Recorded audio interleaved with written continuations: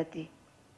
Sidang pembacaan putusan Mahkamah Konstitusi pada sore hari ini hanyalah untuk permohonan nomor 73/PU 12 Romawi 2014 dan permohonan nomor 82 PU 12 Romawi 2014.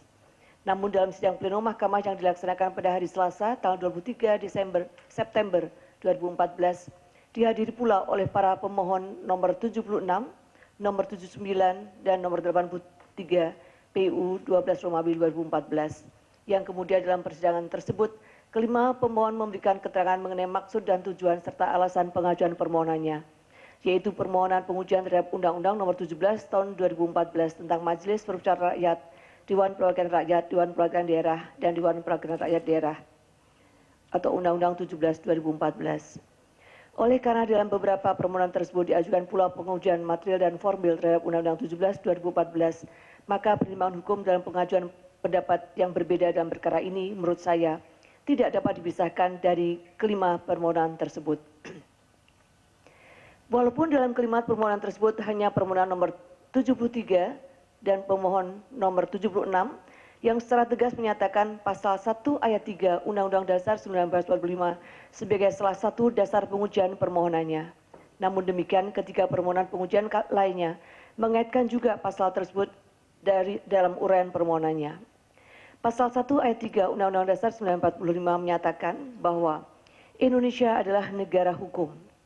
Pengertian negara hukum dalam pasal 1 ayat 3 Undang-Undang Dasar 1945 tersebut haruslah dimaknai identik dengan yang tertulis dalam penjelasan Undang-Undang Dasar 1945, yaitu sebagai suatu restat, suatu negara yang berdasar atas hukum atau suatu negara yang diperintah oleh hukum, a state based on law, a state governed by law.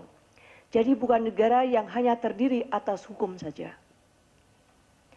Sebagai suatu negara yang berdasar atas hukum, seharusnya setiap langkah dan tindakan yang dilakukan oleh para penyelenggara negara disesuaikan dengan hukum atau undang-undang yang telah ada, yang diharapkan dapat memberikan kepastian hukum dalam pelaksanaannya.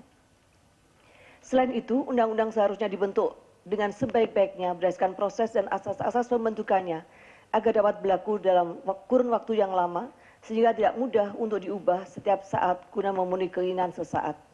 Oleh karena dalam permohonan nomor 73 PU 12 Romawi 2014 dimohonkan juga pengujian secara formal terhadap undang-undang tersebut, maka pendapat berbeda atau dissenting opinion yang saya ajukan lebih terfokus pada proses pembentukan undang-undang aku.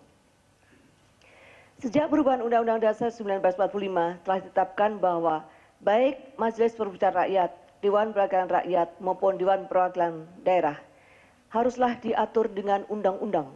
Vide pasal 2 ayat 1, pasal 19 ayat 2 dan Pemirsa, kami jeda sejenak. Sesaat lagi breaking news sidang putusan Undang-Undang MD3 segera kembali.